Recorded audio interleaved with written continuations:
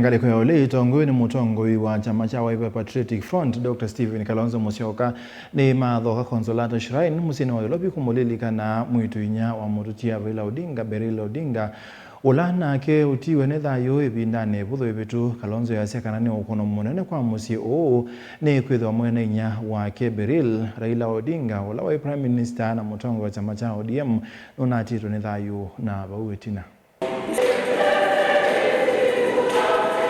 I was deeply saddened to learn of the passing on of our sister Beryl Odinga.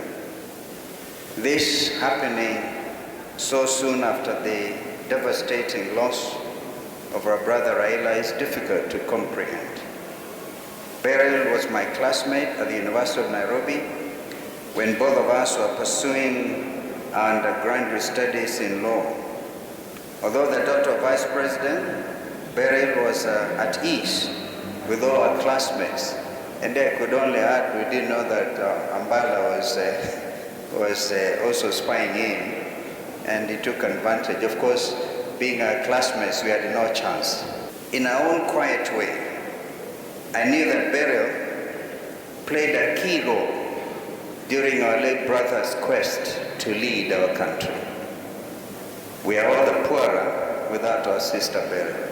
Our brother, Senator, you will recall during your 80th anniversary, you honored me by asking me to be your guest.